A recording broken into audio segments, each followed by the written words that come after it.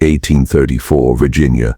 A house of stone sat upon the ridge above the Appomattox, its chimneys blackened, its windows shuttered against both storm and sunlight. Though its walls were cut from the strongest granite, those who passed along the road below whispered that they could hear movement within, not the steady rhythm of industry, but the uneven shuffle of something concealed. The year was marked by fire, drought, and sickness, and yet it was the children of this house who drew the deepest unease. For decades, stories had been told about the family that ruled within those walls, whispers of strange unions, unnatural births, and the iron will of a brother and sister who had bound themselves together in matrimony, not out of love but in pursuit of power. What emerged from their union were not heirs in the proud tradition of Virginia gentry, but twins whose very existence seemed a blight upon the land. Born twisted in form, their limbs uneven, their faces uncanny reflections of one another, the children were hidden from the public eye. Yet servants spoke of noises in the cellar, of small figures chained to walls, of eyes that gleamed from the shadows like those of cornered animals. The parish records of 1834 contain scattered references to these children. A midwife's journal describes her horror at the birth, noting two infants bound by likeness yet marked by grotesquerie, their cries unlike any babe I have heard. A physician summoned weeks later wrote in his private papers, "The deformities are symmetrical, as though nature herself had been forced into parody." I urged baptism and seclusion. This story, preserved through fragments of testimony and half-burned letters, does not come to us whole. It is assembled instead from the margins of official histories, the stray notes of clergy, the terrified recollections of servants, and the obsessive catalogues of early physicians who believed that the body's shape could reveal the soul's corruption. Welcome back. Before we continue, like, subscribe, share. The family in question called themselves the Warrens. To their neighbors, they were wealthy planters of English extraction, descended from men who had served as judges in the colonial courts. But beneath the heraldry and the polished silver, the Warrens harbored a private decay. Their estate, Warren House, became a fortress not only of stone but of secrecy, where what was whispered of bloodlines and inheritance was more horrifying than any tale of ghosts. The siblings, Jonathan Warren and his sister Catherine, had grown up during the Revolution. Orphaned young, they became each other's sole confidants. Their inheritance was vast but precarious, and rumors swirled even then that Catherine was too often in the company of her brother. When Jonathan reached his majority, he made the choice that sealed their fate. He took Catherine as his wife in defiance of both church and kin. The record in the parish book reads only marriage solemnized in private by special dispensation. What was gained by this union was land, titles, and an unbroken line of succession. What was lost would become apparent only years later, when Catherine bore twins. They were not celebrated with the usual bells or feasts. Instead, they were hid. Catherine herself insisted upon their confinement, claiming the world would never understand. Yet behind her words lay a sharper truth, that their very forms betrayed the sin that had given them life. Neighbors observed strange habits at the estate. Windows were shuttered even in summer heat. Deliveries of food were double what a household of its size should consume. Lights burned at odd hours, and on rare occasions when Catherine herself appeared in town, veiled and remote, she carried with her the air of one who had gazed too long upon something that ought not. In later years, fragments of testimony from servants surfaced during an inquest. One maid recalled entering the cellar with a tray of food, only to find two small figures crouched in the corner, shackled to the wall. Their faces, though youthful, bore such resemblance to Jonathan and Catherine that she fled in terror. Another spoke of hearing prayers whispered in unison by two voices, high-pitched, unnatural, almost rehearsed. In 1834, events began to unravel. A visiting clergyman was summoned to the estate after reports of Catherine's ill health. He was met not by the lady herself, but by Jonathan, who forbade him entry to certain wings of the house. Suspicious. The clergyman later wrote in his diary that he heard a child's cry, though not of an infant, but older, tortured, deliberate. What he uncovered in the months that followed would not only expose the Warrens' secret but would place their estate among the darkest chronicles of American history. For while deformity in itself was no crime, the measures the Warrens undertook to conceal it, and the experiments whispered to have been performed within the stone walls of Warren House, would stain their name forever. And so the record begins here, In 1834, with a brother and sister who bound themselves for power, and with the children who bore the mark of that ambition in flesh and bone. What follows is not legend, nor superstition, but the fragments of evidence left behind, enough to paint the outline of a tragedy so profound that even today, the stones of Warren House seem to hold their silence in shame. The spring of 1834 in Appomattox County was dry. The soil hardened into cracked plates that resisted the plow, but it was not the land that weighed most heavily upon the parish. It was the silence from Warren. For decades the family had lived as recluses, maintaining their estate through overseers and intermediaries. Jonathan Warren, once known as a fierce orator at the county court, had withdrawn entirely from public life. Catherine, his sister wife, was seen only at the rarest intervals, her figure bent, her face obscured by veils. The house itself appeared abandoned, save for the occasional plume of smoke from its kitchen chimney. Yet reports of strange activity multiplied. Children who wandered too close swore they heard cries echoing from within. Farmers claimed that at night, torches moved along the ridge, weaving between the trees in slow procession. Some spoke of figures, small, limping, glimpsed through the cracks in shuttered window. At first these were dismissed as country gossip, but a certain consistency threaded through the account. All who had heard the cries agreed on one thing: the voices belonged not to infants, but to children older, articulate, though warped in tone, as if their speech were strained through misshapen mouths. The first written record of suspicion appears in the parish log for April. Reverend Silas Pembroke noted, "A most distressing sound upon my walk past Warren Ridge, not the cry of a babe, nor the wail of woman, but a kind of recitation broken and pained. My companion, though stout of heart, urged we hasten our pace. Something unnatural resides in that house." The Reverend's words might have faded into obscurity, had not a more tangible discovery been made shortly thereafter. A young servant fleeing Warren House after a dispute carried with her a fragment of testimony that shook those who heard it. She spoke of a locked chamber beneath the east wing, a cellar whose door was barred at all hours. Within, she claimed, 2 children lived in chains. She described them as twins, perhaps 9 or 10 years old, though their growth was stunted and their forms distorted, their limbs bent unnaturally,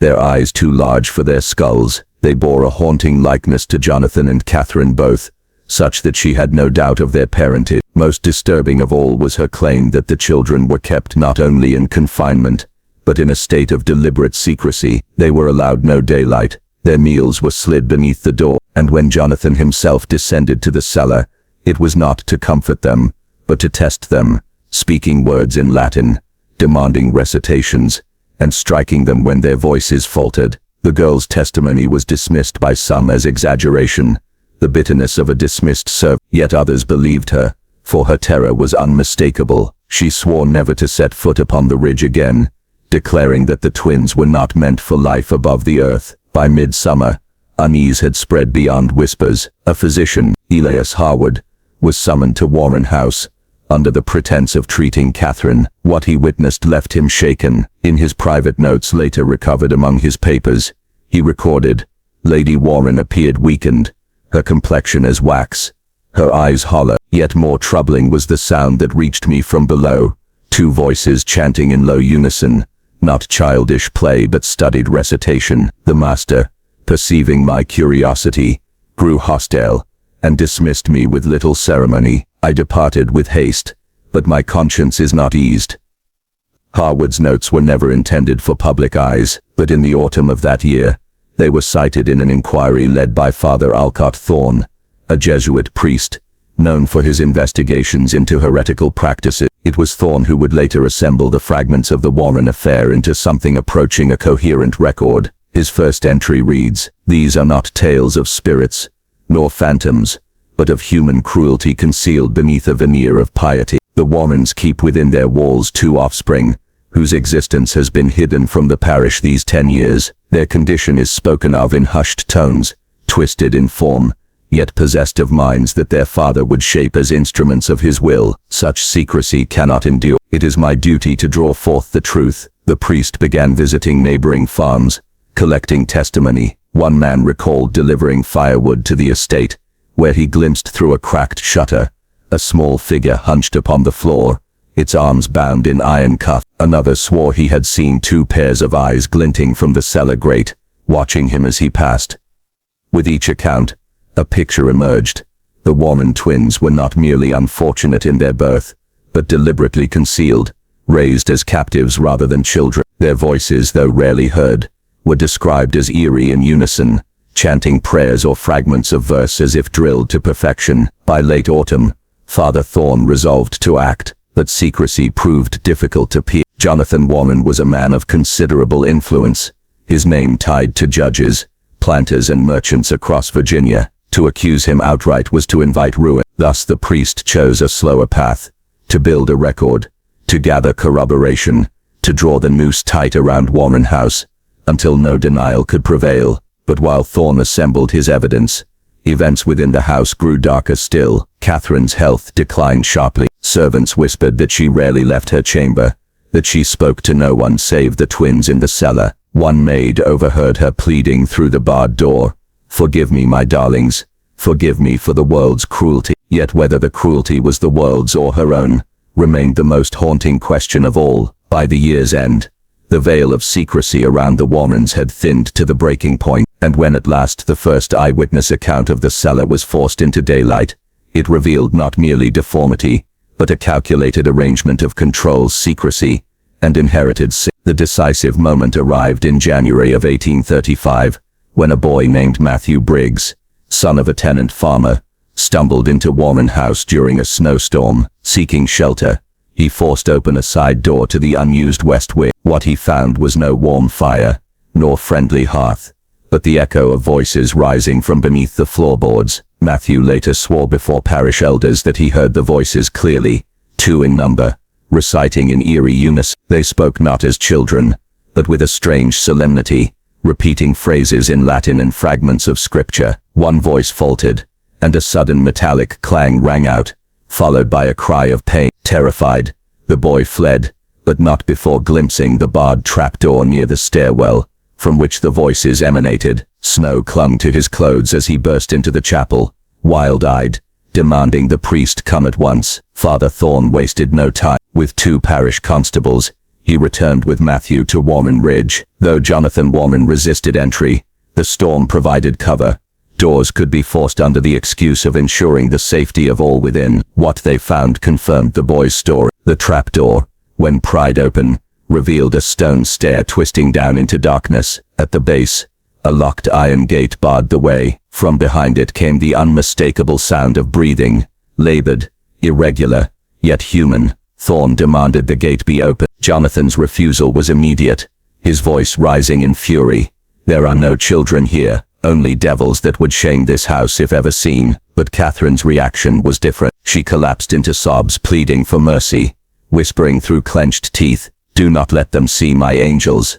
The constables forced the gate. Lanterns were raised, and for the first time the Warren twins were revealed to the outside world. The sight froze even the hardened official. 2 figures huddled against the wall, their wrists bound by chains fixed into the stone. Their forms were unmistakably human yet grotesquely altered, spines arched in unnatural curves, limbs thin and twisted, their skin pallid from years without sunlight. Their eyes, enormous in the lamplight, reflected both fear and an uncanny intelligence. Gabriel and Raphael, as Catherine, weeping, named them, blinked against the light, their mouths opening not in childish cries, but in a perfect echo. "We are here.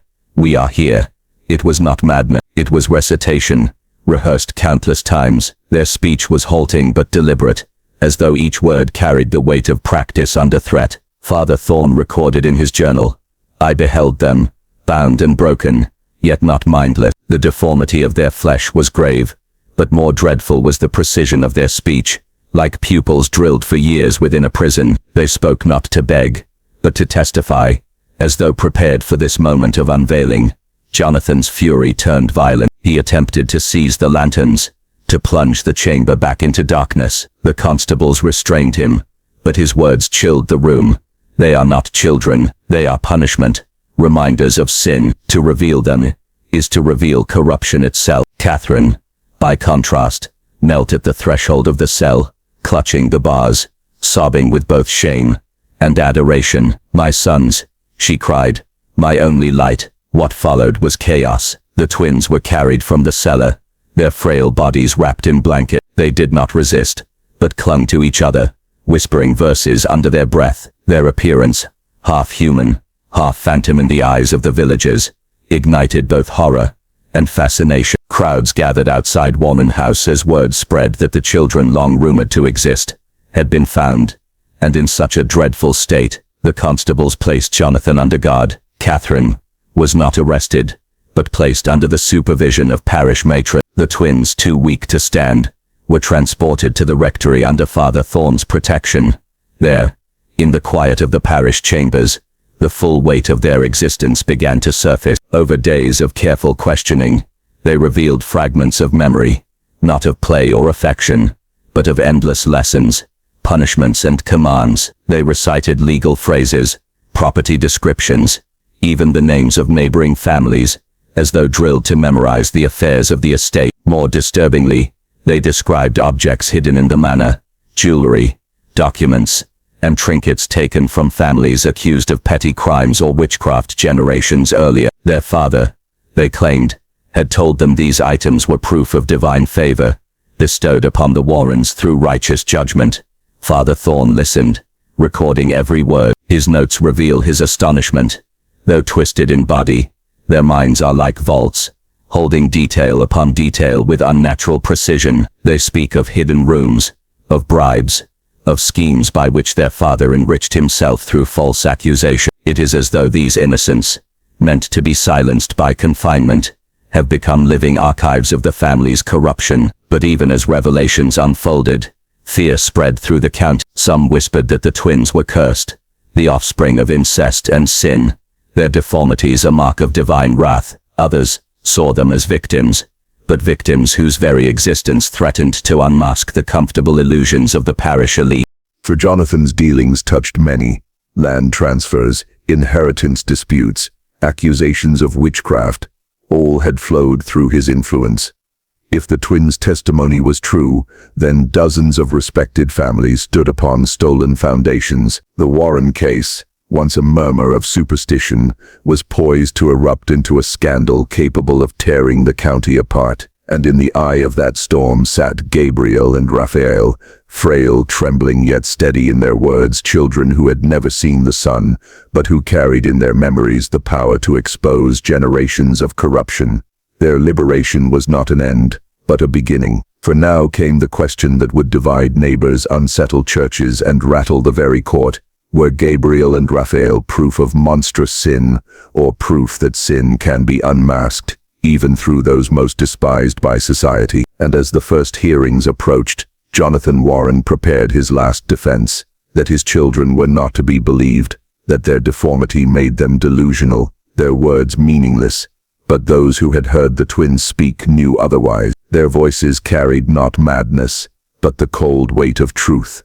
The spring thaw of 1835 brought no renewal to Warren Ridge, but only scandal. By then, Gabriel and Raphael had been housed in a chamber adjoining the parish rectory, watched day and night by attendants who feared both for their frailty and for the whispered superstitions that clung to them. Despite their weakened bodies, their minds remained unclouded, and under Father Thorne's careful supervision, they began to speak more fully. Their words carried precision that startled even seasoned officials. No detail seemed forgotten. One evening in April, Thorne gathered a circle of trusted men, constables, clerks, and 2 magistrates in the rectory's study.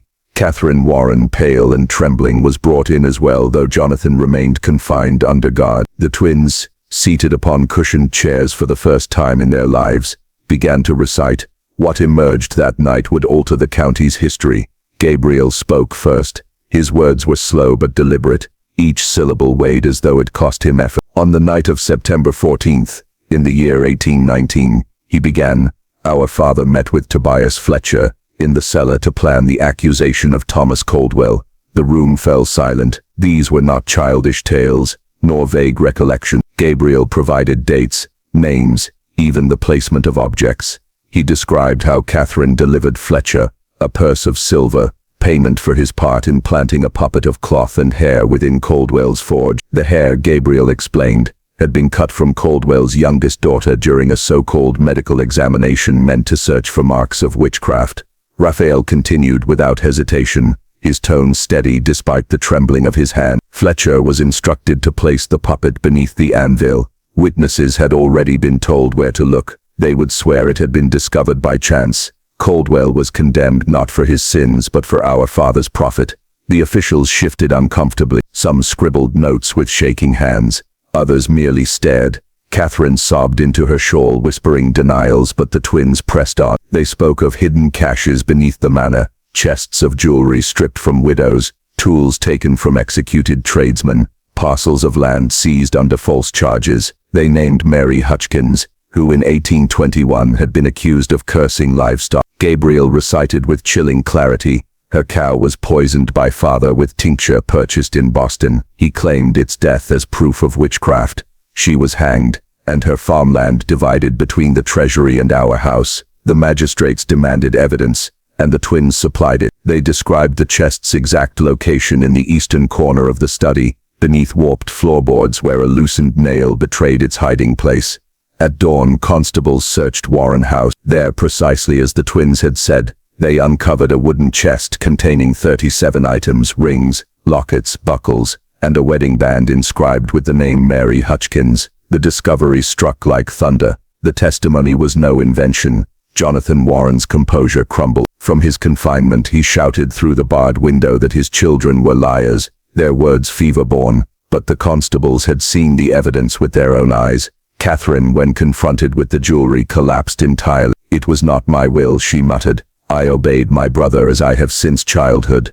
The officials were shaken not only by the truth of the testimony, but by the manner in which it was delivered. The twins spoke with unearthly calm, their voices rising together, alternating without pause as though reciting a script, learned through years of repetition. There was no hesitation, no contradiction. Every word was supported by physical evidence or corroborating accounts from villagers who had long suspected foul play. And yet, what disturbed Father Thorne most was not merely the proof of crime, but the revelation of method. The Warrens had built their fortune upon the manipulation of fear. Witchcraft accusations, long a relic in most of Massachusetts, had remained profitable in this isolated county because Jonathan Warren cultivated superstition like a crop. He bribed clerics, paid informants, and staged discoveries. Each victim's death enriched the family while silencing rivals. The twins knew it all, for they had been forced to memorize the details. What Jonathan intended as control became,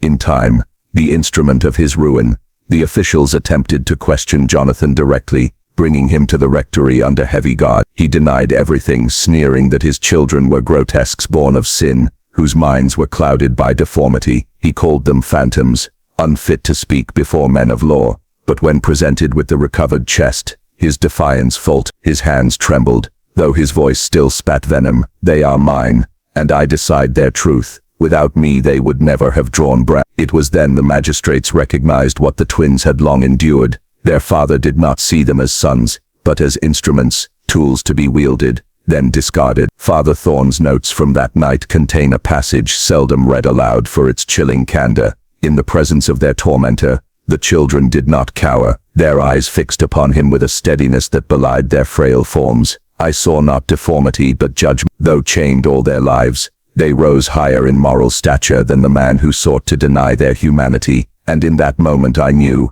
it would be they, not he, who shaped the verdict of history. The hearings that followed tore through the county like wildfire. Neighbors who had once dined at the Warren table now whispered of complicity, fearful that their own names might surface in the twins' recitations. The records, carefully smuggled out of Warren House, showed decades of transactions tied to accusation. By summer's end, the Warrens' name was poison, yet Jonathan, desperate and cunning, began to plot escape. Hidden routes within the manor, corridors he had boasted of to his children, now became his imagined salvation. Catherine, broken by grief, pleaded only to see her son. But Gabriel and Raphael were no longer captives. Though their bodies remained frail, their voices were armed with memory, their words sharper than any blade. Each testimony drove another nail into their father's legacy, binding him not by iron but by truth. And the truth was spreading faster than even Jonathan Warren could contain. By the winter of 1835, The Warren case had transformed from whispered scandal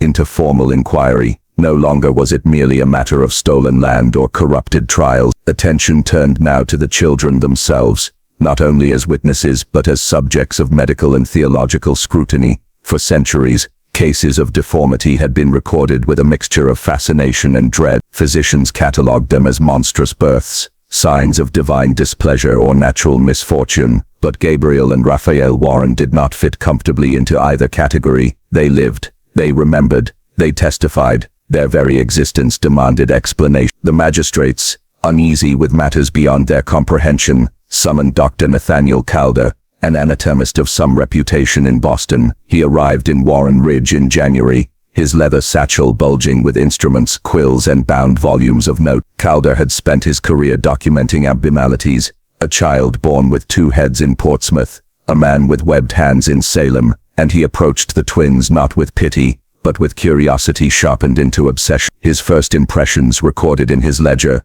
survive in the archives of the Massachusetts Historical Society. The pages, browned with age, describe the children in language at once clinical and strangely reverent. January 14th, examined subjects G and R. Warren. Apparent age, 16 years, stature diminutive, limbs attenuated, curvature of spine pronounced in both, faces symmetrical, yet eyes too wide set, lending a countenance at once angelic and unsettling, skin pale, marked by scars consistent with repeated binding, vocalization clear, though breath labored, minds acute, memories precise. These are no simple idiots, as their father proclaims, but rational beings endowed with remarkable powers of recollection. Calder conducted his examinations under the watch of Father Thorne, who insisted upon dignity and restraint, yet even with care, the sessions unsettled the attendant. The sight of delicate instruments pressed to thin chests, of measurements taken with cold calipers, gave the appearance of dissection performed upon the living. The twins endured the procedures with composure, though Raphael often turned his face away in shame. Gabriel, by contrast, met Calder's gaze without flinching. "Record what you wish," he told the physician, "but write also what he did to us." And so Calder, though reluctant, began to note not only anatomical features, but also the marks of captivity, the lesions at wrists and ankles from iron manacles, the misshapen bones caused by years of confinement in narrow spaces, the wasting of muscle through deliberate starvation. Each entry painted a picture not of natural monstrosity, but of cruelty imposed upon fragile bodies. Calder wrote, "These children are not deformed by providence, but by the deliberate neglect of those charged with their care. Their condition is as much the work of Jonathan Warren as of nature. What man constrains, nature cannot correct. They are experiments in suffering, compelled to endure privations beyond comprehension." Such words, once shared with the magistrates, sparked heated debate. Was the Warren case evidence of criminal abuse alone, or did it reveal some darker inheritance? For rumors circulated still, that Jonathan and Catherine's union, being brother and sister, had itself called down a curse upon their offspring. To the common folk, no amount of medical reasoning could erase the stain of incest. Father Thorne, ever careful, sought to balance reason and faith. He urged Calder to frame his conclusions within God's design, warning that if the twins were declared unnatural, their testimony might be dismissed as the ravings of abominations. Calder, though impatient with clerical interference, agreed reluctantly. His subsequent lectures in Boston emphasized that Gabriel and Raphael proved the resilience of the human mind even when the body was weakened. But in Warren Ridge, the story twisted otherwise. Some claimed Calder's examinations revealed signs of inherited corruption, that the children bore not only physical defects but the spiritual imprint of their parents' sin. Others whispered that the twins were evidence of a new species, half human,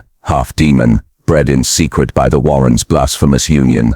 The truth was more disturbing still, for in his private notes, Calder confessed a fascination he dared not share aloud. The twins, he wrote, possessed an uncanny synchronicity. They finished each other's sentences without pause. They remembered events as one, though only one had been present. At times their breathing aligned so perfectly that Calder could not tell which chest rose first. He began to suspect that their bond extended beyond natural sibling affection into a realm he could not name. "They are two bodies, yet one recollection," he scribbled in a hurried margin, "an unbroken circuit of memory. I have studied nerves, but never have I seen thought itself travel between persons as swiftly as current through copper. If they are not monstrous, then perhaps they are miraculous." though the miracle may terrify rather than console. Meanwhile, the county struggled with the implication. If the Warrens' children bore witness truthfully, then decades of trials were revealed as orchestrated murder. Yet if the twins themselves were deemed unnatural, their every word might be The inquiry teetered on the edge of collapse, threatened by superstition on one side and by scandal on the other. It was Father Thorn who steadied the course. He insisted upon recording every examination, every testimony, every physical observation. His journals, dense with script, served as the foundation of what would later be called the Warren Record. In them, fact and faith interwove, measurements of bone beside prayers for mercy, witness depositions beside psalms of lamentation. By spring, Jonathan Warren faced formal indictment, yet he retained a lawyer from Boston, who argued with venom that the twins' testimony was invalid. "Look upon them," he thundered before the court, "and tell me they are not aberrations. Will you let the words of malformed creatures condemn a man of property and stand?" The insult backfired, for by then the people had seen the evidence with their own eyes. The chest of stolen goods, the records of false accusations, the scars upon the children's body. Calder himself testified, declaring, "These boys may be frail in body, but their minds are keener than most who sit in judgment here. Dismiss them, and you dismiss reason itself." The tide turned. Jonathan's reputation, once unassailable, rotted before the community that had fed upon his influence. Catherine, meanwhile, descended further into despair. At times she wandered the rectory gardens in silence, muttering prayers half-formed, as though she no longer knew whether to beg for forgiveness or for release. Yet through it all, Gabriel and Raphael remained steady. They had endured their father's cruelty. They could endure the scrutiny of physicians and magistrates alike. What neither Calder nor Thorn could fully grasp was how the boys, despite their suffering, had forged from memory a kind of... They did not merely recount the past, they summoned it into the present, forcing others to confront what they had long denied. It was this power, more than any deformity, that terrified the county, for memory, once spoken aloud, cannot be changed. And as the inquiry deepened, it became clear that Jonathan Warren's crimes were not isolated acts, but part of a system so vast, so entrenched, that its unraveling would stain the very soil of Warren Ridge for generations to come. By midsummer of 1835, the inquiry no longer revolved around Jonathan Warren's guilt. His downfall was inevitable. What consumed the county now was the breadth of his corruption, and whether others, powerful neighbors included, had participated in his scheme. It was Raphael who first spoke of the hidden books. During one evening's testimony, he faltered, then whispered to Father Thorn, "There are records he never let us see, though he read them aloud to frighten us. He called them his true inheritance." Pressed for detail, Raphael described a compartment within the manor library, accessible only by dislodging a carved panel behind the hearth. Inside, he said, lay ledgers bound in black calfskin, filled with names, sums, and dates, a catalogue of every accusation, every bribe, every exchange of blood for coin. Skeptics scoffed, but when constables returned to the ruined house, they found the panel precisely where Raphael had set. Behind it, stacked like reliquaries, were 6 volumes heavy with soot and mold. Their pages reeked of smoke and damp, yet the ink was clear enough to damn not only Jonathan, but half a dozen prominent men across the county. The ledgers documented more than stolen jewelry and seized land. They contained lists of children examined under false pretenses, receipts for poisons purchased in Boston, and chilling marginalia in Jonathan's own hand. Fear is the coin of the realm. One death yields 10 obediences. The magistrates read in silence, their faces blank. Each volume was more grotesque than the last. On one page, Jonathan had sketched crude diagrams of restraints, annotated with notes on how long a body could endure without food or light before obedience was assured. Another described the planting of talismans in the homes of rivals, dolls stuffed with pig's blood, bones unearthed from pauper graves, charms designed to mimic witchcraft. Most damning was a column of names headed beneficiaries. Among them appeared merchants, aldermen, even one former justice. Each had profited when a victim was condemned, inheriting land, contracts, or influence. The discovery shattered the county's fragile sense of order. Neighbors eyed one another with suspicion. Friends whispered of betrayal. Some begged the magistrates to seal the ledgers, lest the community collapse under scandal. But Thorn argued that concealment would only perpetuate the Warrens' legacy. What is written must be read, he declared. What is hidden must be brought to light. So the inquiry widened. Witnesses were summoned from distant farms. Old accusations were revisited. Families long silenced spoke at last. Emboldened by the twins' courage, what had seemed isolated cruelties now appeared as a system, a machinery of fear operating for nearly 2 decades under the guise of piety. Dr. Calder, meanwhile, continued his examinations of Gabriel and Raphael. He grew convinced that their extraordinary memory was not mere accident, but the result of years of forced recitation.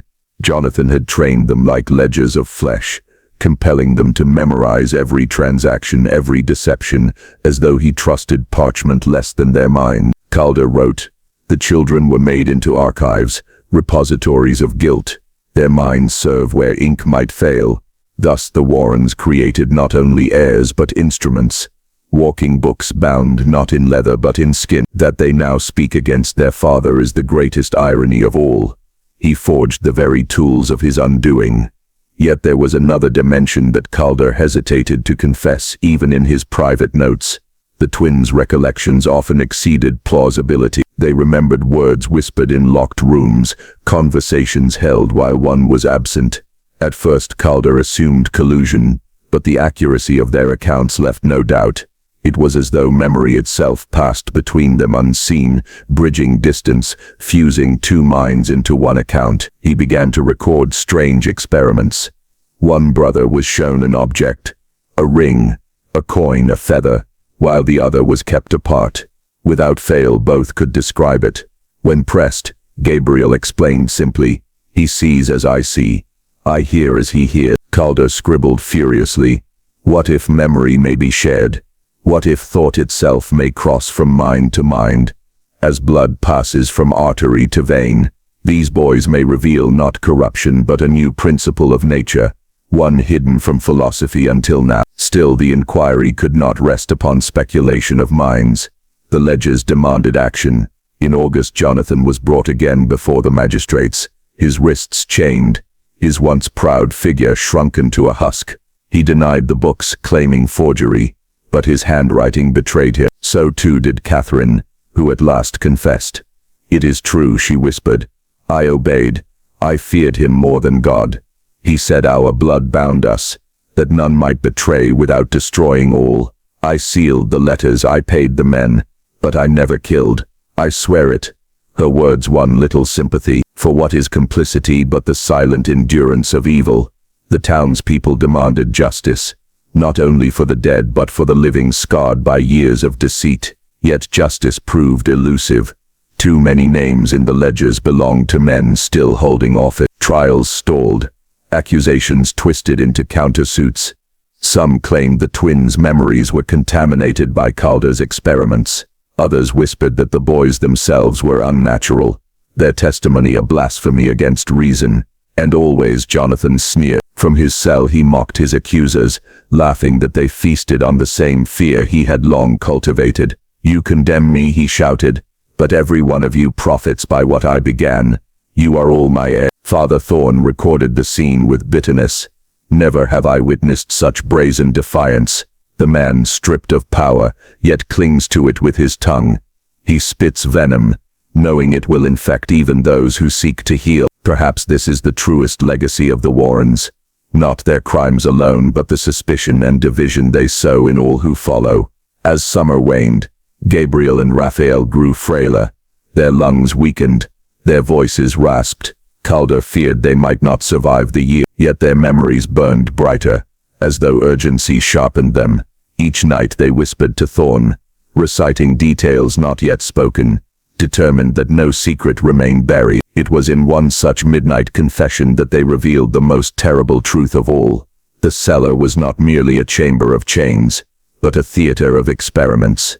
Jonathan had tested upon them methods of silence and obedience, starvation, isolation, even the application of heated irons, not to kill but to learn. He said he wished to know the limits of flesh. Raphael murmured, his eyes hollow. He wished to know what could be broken without ending life. The revelation struck Calder like a hammer. For all his curiosity, he had never conceived of anatomy as weapon. Jonathan had turned his children into living specimens, probing not for healing but for control. It was a perversion of science itself. Thus part 6 closed not with judgment, but with dread. For the ledgers showed crime, but the cellar revealed something darker. Knowledge sought not for truth or faith, but for mastery over body and mind alike, and knowledge once grasped is not easily unlearned. The autumn of 1835 settled upon the valley with heavy rains that turned the roads to rivers of mud, yet despite the season's gloom, crowds still gathered daily outside the courthouse where Jonathan Warren's hearings dragged on. They came less to see judgment rendered, for judgment seemed perpetually delayed, and more to hear each new revelation of his depravity. Each testimony peeled back another layer, exposing not merely crimes of greed, but an obsession with control that blurred the line between theology, law, and anatomy.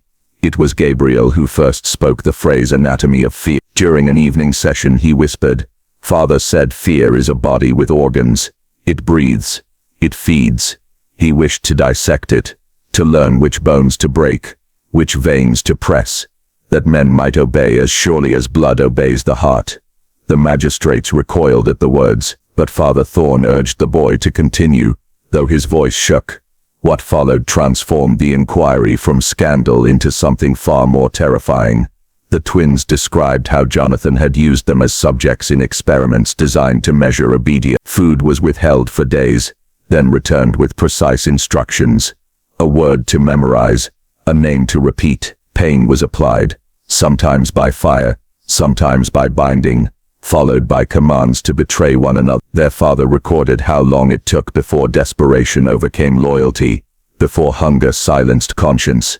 He said he was not studying us, Raphael murmured, eyes downcast. He said he was studying mankind. When constables searched the cellar again, they uncovered fragments that corroborated the boy's testimony. Notebooks stained with smoke and damp contained grotesque tables of figures, hours of starvation beside notes on compliance, symbols beside tally marks of obedience achieved. Implements of restraint were found carefully arranged, shackles of varying weight, iron collars fitted with screws to tighten gradually, even chairs modified with straps for holding children immobile.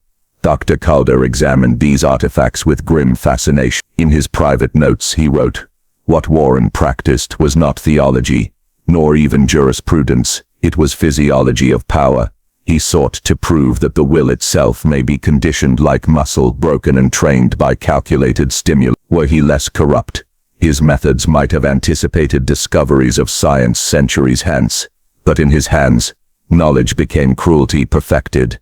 The county struggled to comprehend. To many, such revelations sounded less like crime than sorcery, though not of devils but of intellect divorced from conscience. Jonathan himself did little to soften the impression. From his cell he boasted that his work would outlive him. "You may kill me," he sneered, "but the world now knows fear may be measured, taught, and harvested. Others will continue what I began." The threat was not idle. The ledgers revealed that Jonathan had corresponded with men beyond Massachusetts, sending letters under false names to physicians in London and scholars in Holland. Some passages hinted at exchanges of specimens, though none could prove whether such shipments had left the colony. The possibility chilled Dr. Calder, who feared that fragments of Warren's methods might already be seeded across the Atlantic. Meanwhile the twins' health faltered, their frail lungs strained against the damp autumn air. Each cough echoed like a knell, yet their memories sharpened as though desperation itself etched them deeper. They began recounting not only what they had suffered, but what they had overheard their father promise to patron. According to Gabriel, Jonathan had assured certain merchants that his methods could ensure loyalty among workers, obedience among apprentices, even docility among wives. He dreamed of exporting the anatomy of fear into every household and guild, making obedience as predictable as the seasons. The notion horrified Father Thorn more than any murder. This man sought not only to profit from blood, he wrote, but to enslave the conscience of mankind. Were his methods perfected, tyranny itself would wear the mask of science. Public fury grew. Neighbors who had once trembled before the Warren name now hurled curses at Catherine. When she was escorted to court, she, pale and trembling, begged to be spared the gallows. "I was his prisoner too," she insisted.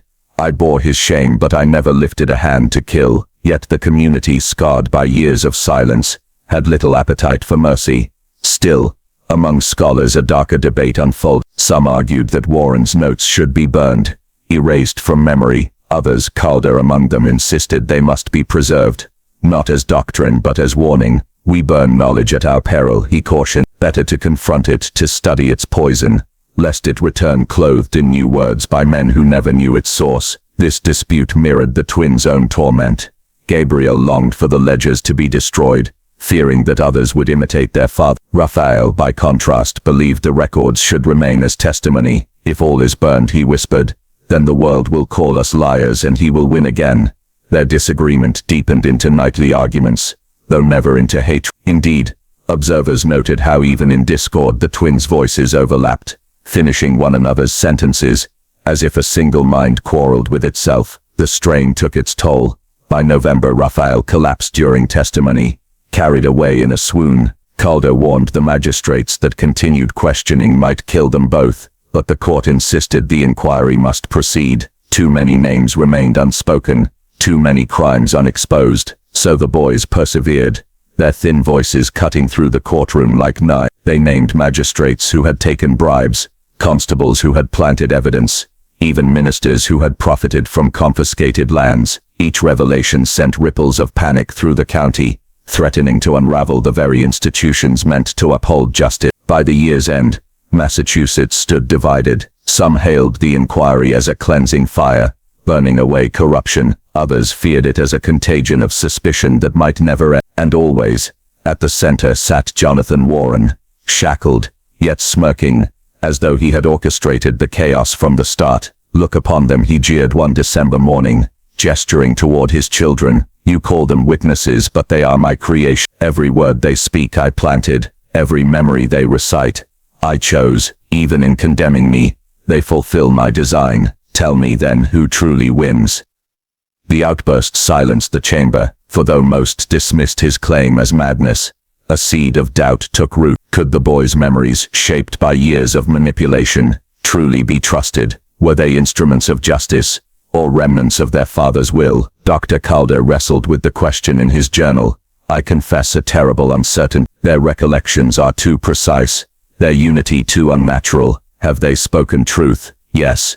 But is it truth untainted, or has Warren inscribed upon their minds as upon parchment, leaving us not witnesses but echoes of his own hand? The dilemma threatened to fracture the inquiry. Yet Thorne, steadfast, urged faith. Even were they instruments, he declared, they are instruments turned against their maker. The evil that fashioned them has been transfigured into testimony, and that I hold his providence.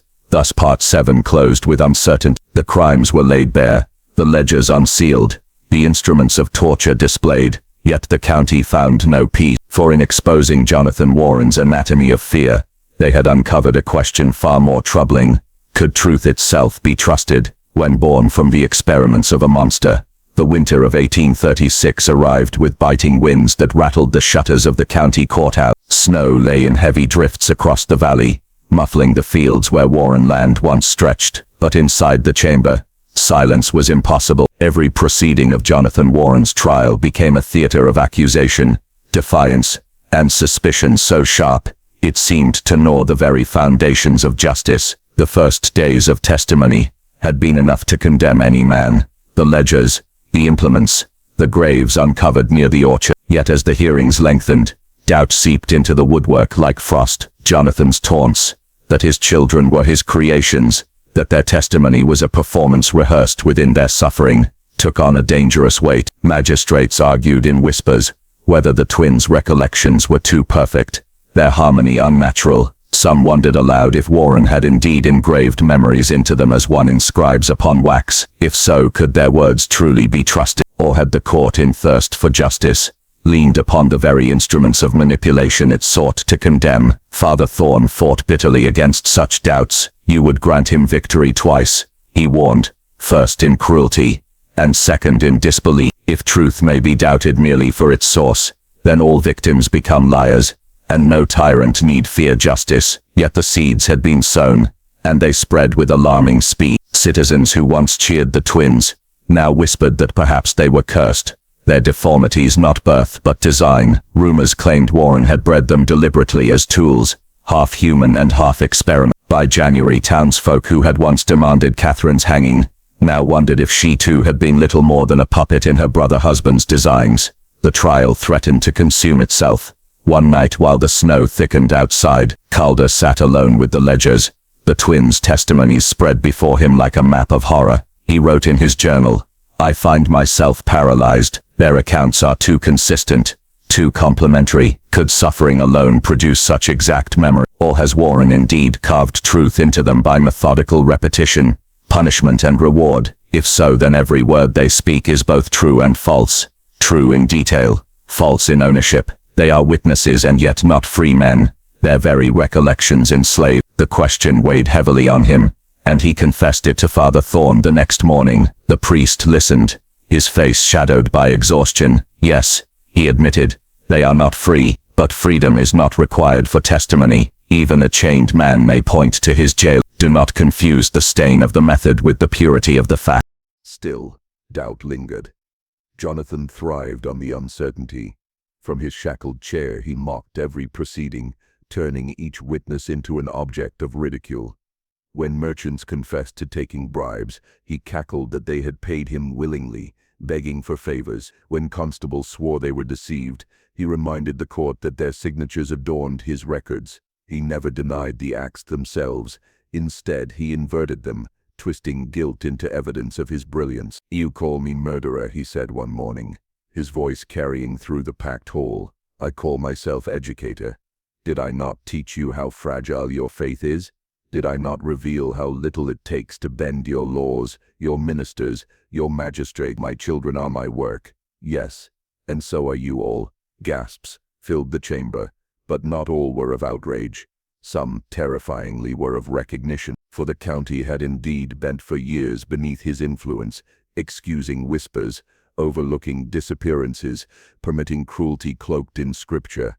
Warren's genius lay not in invention, but in exposing the rot already present. The twins suffered most under the weight of these revelations. Their frail bodies could not endure the hours of testimony demanded. Gabriel developed a tremor in his hands. Raphael's coughing fits stained handkerchiefs red, yet they insisted on continuing. "If we stop," Gabriel whispered to Father Thorn, "he wins. Our voices are all we have." Their words grew darker as the trial pressed on. They spoke not only of their father's punishments, but of his teachings, how he had lectured them in the cellar about obedience as currency, fear as commodity. He had forced them to rehearse confessions of loyalty until they could recite them in unison, faces calm even as their bodies burned with pain. "Perhaps we are still reciting," Raphael admitted once in a trembling voice. "Perhaps we cannot know where his voice ends and ours begin, but we speak because silence was his greatest command." The chamber fell deathly quiet, for in that moment all understood the impossible paradox.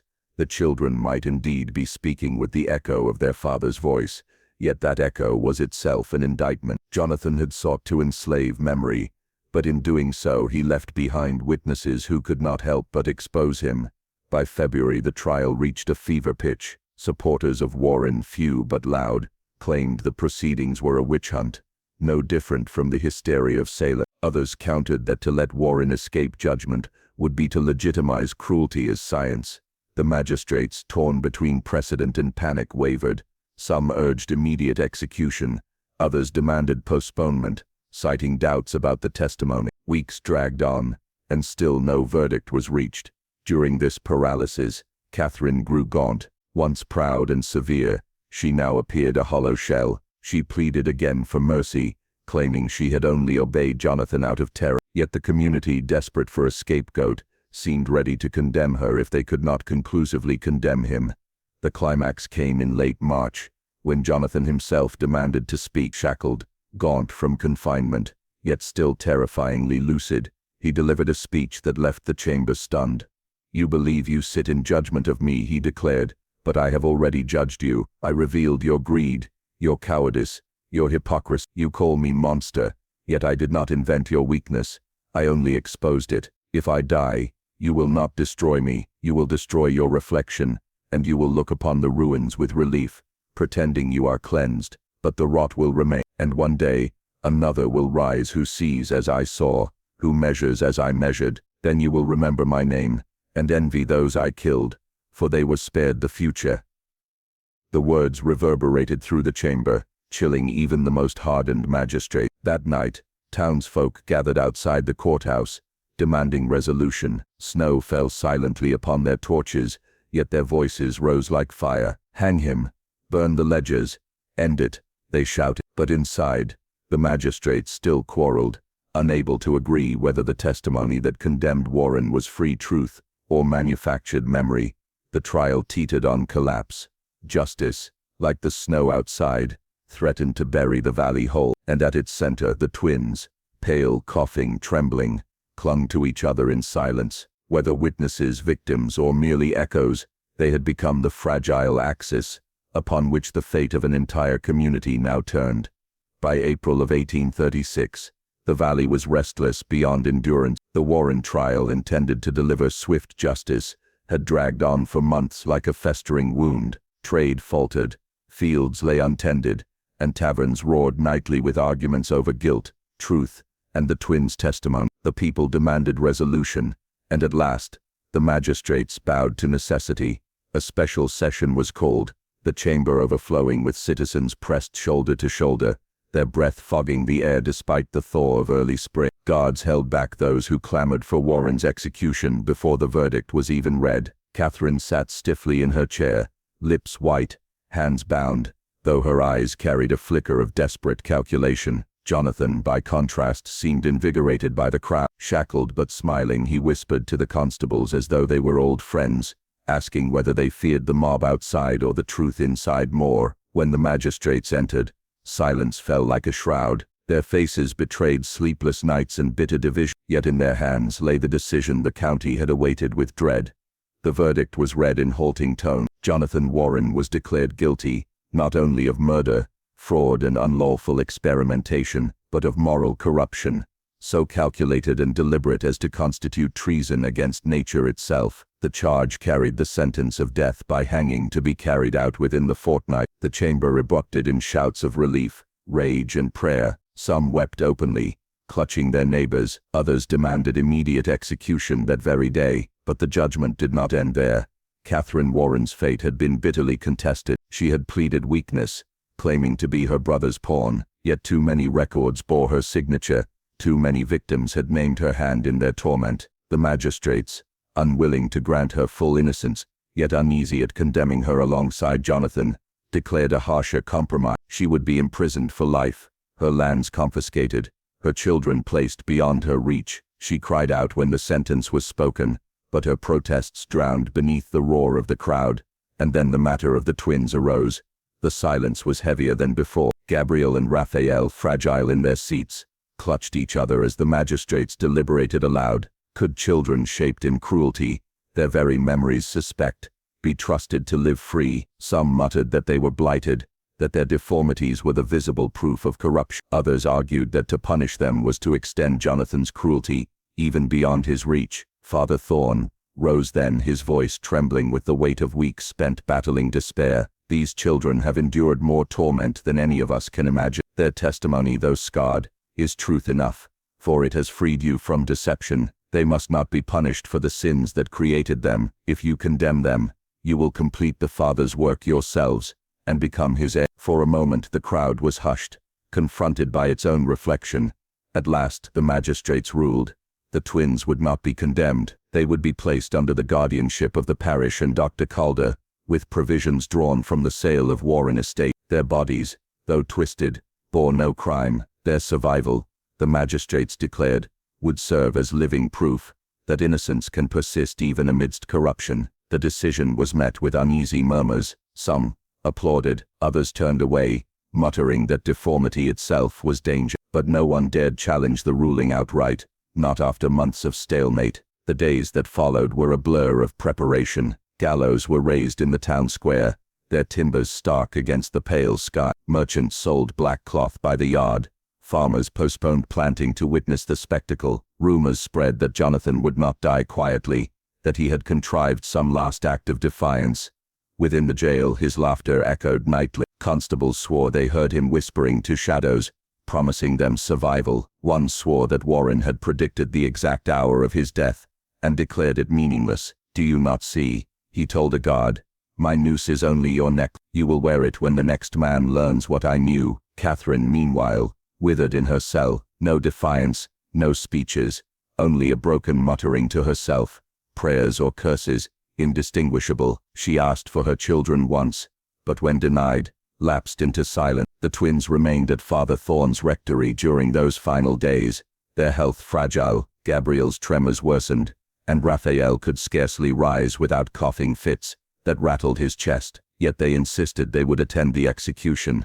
We must see it, Gabriel whispered. If we do not, we will never believe it is finished. Dr. Calder begged them to rest, but Father Thorn agreed with the boys. Their survival, he argued, depended not on ignorance, but on witness. To deny them that closure would be another cruelty, and so it was decided. The morning of April 18, 1836, dawned bleak and grey. Clouds pressed low over the valley, and the air smelled of damp soil. The square was already thronged with thousands, more than the town had ever seen. Children were hoisted onto shoulders, women clutched handkerchiefs, men pressed forward, hungry for justice. The twins arrived escorted by Dr. Calder and Father Thorn, their frail forms wrapped in heavy cloaks. The crowd parted uneasily, whispers following them. Some crossed themselves, others spat, but none touched them.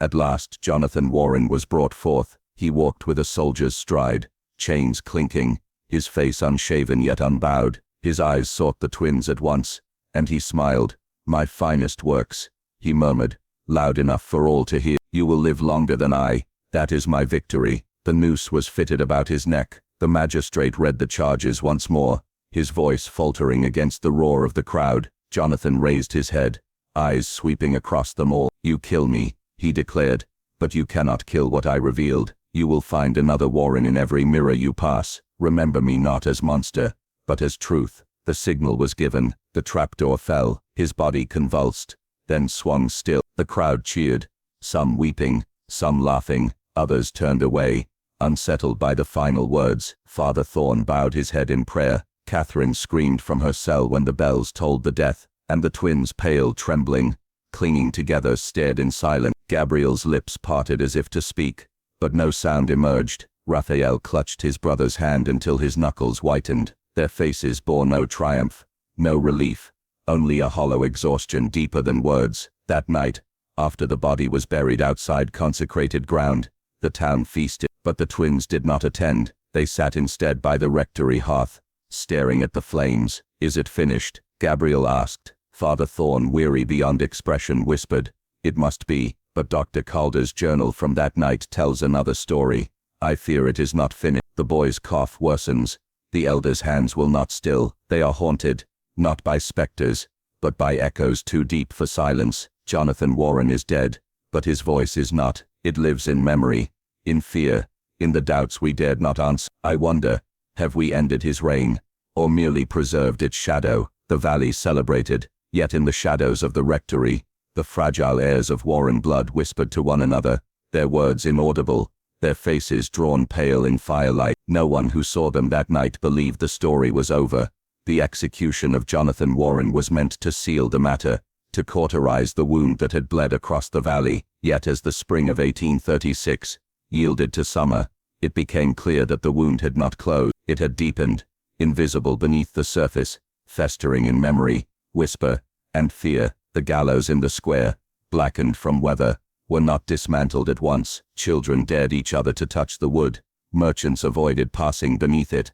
After, some swore they heard the chains rattle, though the scaffold stood empty. The noose, cut down but preserved by curious hands, passed in secret from tavern to parlor, shone like a relic, as though Warren's shadow clung to its fibers. The land confiscated from the Warren estate was divided among neighboring families, but few wished to work it. The soil near the orchard was rumored to yield bitter fruit, and the farmhouse, stripped bare, stood as a husk. Crows circled the roof beams, and at night distant travelers reported lamplight flickering within, though no inhabitant remained. It was as if Jonathan Warren had not been buried in unconsecrated ground at all, but dispersed like dust, seeping into the valley's marrow. The twins endured, though scarcely. Gabriel's trembling worsened until he could no longer write without Calder guiding his hand. Raphael's coughing fits deepened into weakness, that confined him to bed for weeks at a time. Yet both brothers clung fiercely to survival. They attended mass when their bodies allowed, though their presence drew uneasy glances. Children whispered behind their hands. Elders turned their heads to avoid meeting their eyes. Some in the valley claimed the boys carried Jonathan's corruption within. Others, more charitable, saw them as martyrs, their lives a visible reminder of how cruelty disfigures both body and soul. Dr. Calder, in his journals, wavered between the two.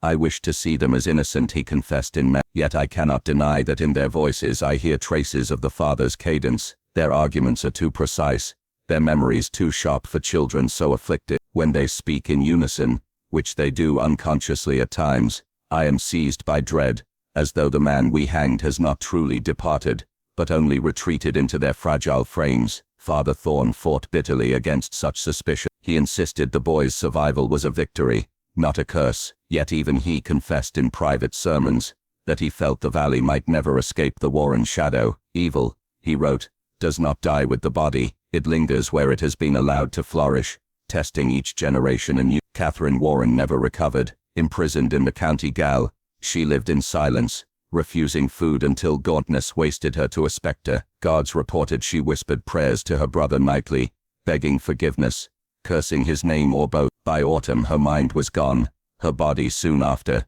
She died raving in October, her final words recorded as, "He is not gone, he is in their eyes." She was buried in an unmarked grave beyond the cemetery wall. Few attended, and fewer spoke of her again. The valley attempted to move forward. Laws were drafted to restrict the authority of landholding families. Parish oversight committees were established to guard against clerical corruption. The Warren case became a lesson taught in whispers, a reminder that unchecked power, cloaked in piety or inheritance, could warp into monstrosity. But history did not rest quietly. Travelers passing through in the late 1830s reported strange tales. A pair of thin, pale boys, seen walking by moonlight near the ruined orchard, their steps perfectly in sync. One swore he heard them singing, their voices weaving together into a single note that did not sound human. Another claimed he saw them standing at the foot of the gallows, long after midnight, their hands clasped, their lips moving in prayer or recitation. Dr. Calder's final entries are the most haunting. Tonight Gabriel spoke of a dream, that his father stood at the foot of his bed, smiling, and told him he had never left. Raphael awoke at the same moment, coughing blood, and whispered the same dream. I cannot explain it. Either Jonathan Warren has indeed succeeded in carving his memories so deeply into them, that it now speaks through their sleep, or else the valley itself breeds this echo. I am undone by uncertainty. I fear that we killed the body, but preserved the mind, housed now in the very children we swore to protect. Shortly thereafter, Calder ceased writing. His journals end abruptly. In November of 1837, his fate unrecorded. The Warren twins themselves passed quietly from the record. Parish ledgers mark their deaths in 1838, both within days of each other, their frail bodies unable to endure another winter. Yet rumors spread swiftly that the deaths were staged, that the boys were spirited away, perhaps to another county, perhaps far. Some claimed the coffins buried in the parish yard were weighted with stone, not flesh. Others whispered that Gabriel and Raphael had not died but transformed into what no one dared to say. Father Thorne, before his own death in 1841, insisted the boys had been buried and consecrated properly. Yet even he admitted from the pulpit, "I see them still in dreams. They speak in unison. They ask whether justice was truly done, and I have no answer." The valley has not forgot. The ruins of the Warren farmhouse remain undisturbed, left as memorial. The orchard, though overgrown, still bears fruit some summers, though locals refuse to eat it. The gallows were dismantled, but the ground where they stood is barren, grass refusing to grow. And sometimes, on cold nights when the wind cuts through the valley, children swear they hear twin voices, carried on the air, soft, deliberate, indistinguishable, evil. The inscription on the Warren memorial reads, "Is not supernatural, it is human choice." Yet the Warren case leaves us uneasy, for choice may shape not only deeds but blood, memory, and inheritance. If cruelty is repeated often enough, carved deeply enough, it may pass beyond the grave, echoing in those left behind. The valley sleeps uneasily, knowing that Jonathan Warren's final words may have been less curse than prophecy, and perhaps, when you stand before your mirror, in silence, you may hear it too. You will find another Warren in every reflection you pass.